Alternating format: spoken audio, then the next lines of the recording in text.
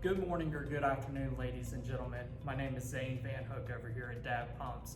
And today, what I want to talk about is the check valves that are installed inside of the pumps themselves and the self-priming valves that are installed in the units themselves. Now, you might be thinking, well, aren't they technically the same thing? No, they are not the same thing. So let's go into detail a little bit further about the Esybox Mini 3. On the Esybox Mini 3, where the check valve is located is behind this door right here next to the LED screen.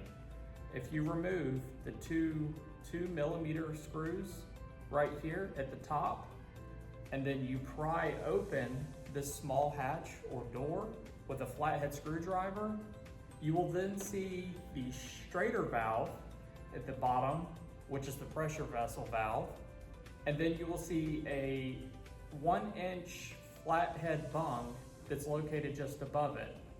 Now, if you unscrew that flathead bung, you will then discover this.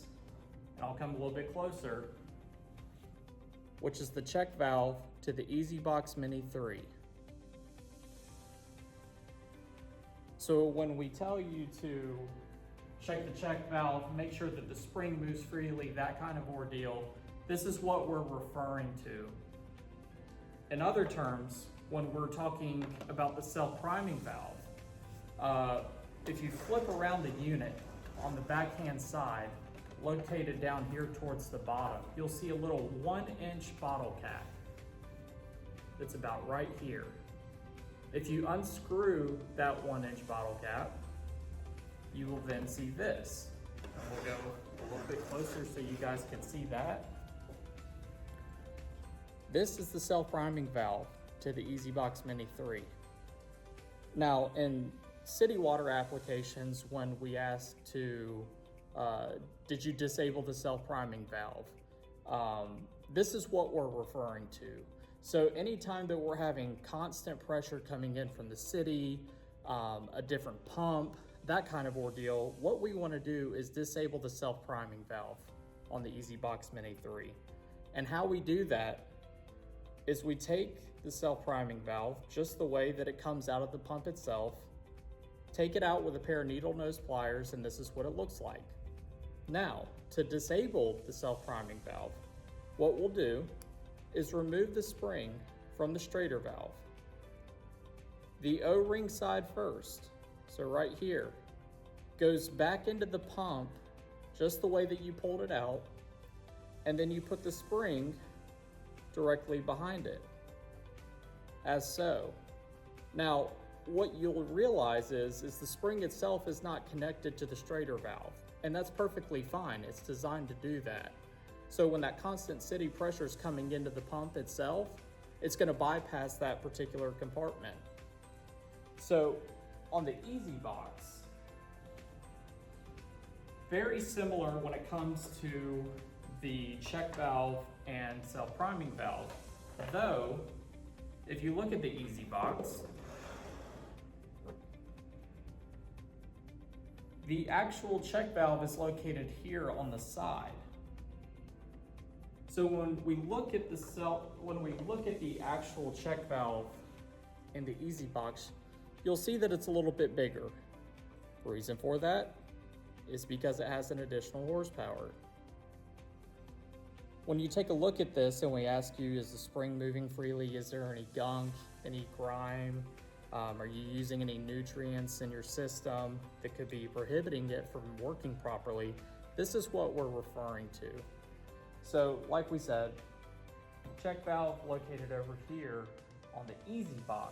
Now, when it comes to the self-priming valve, very similar location compared to the Esybox Mini 3.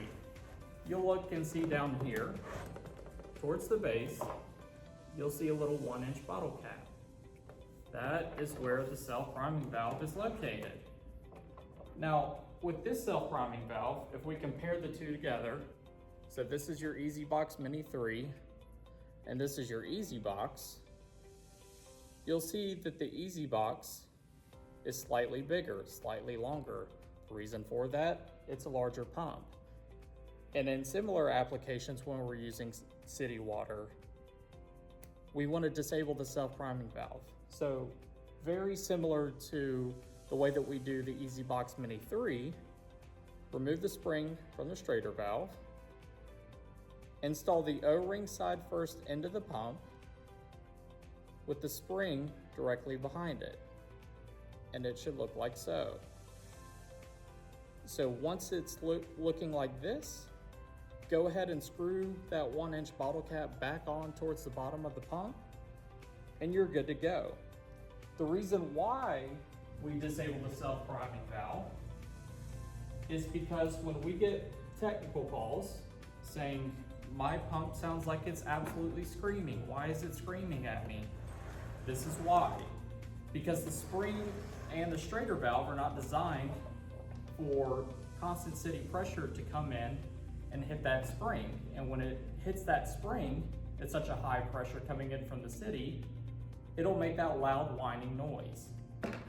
Hence why we say to make sure we disable it prior to install, because it is so much easier to disable the self-priming valve prior to install than already installed, plumbed in, piped in, and now we have to take the whole thing apart, sometimes depending on how it's installed, just to disable the self-priming valve. Guys, if you have any comments, questions, or concerns, please feel free to reach out. Make sure we're liking, subscribing, commenting on our channel, and I'll see you guys next time. Have a great day.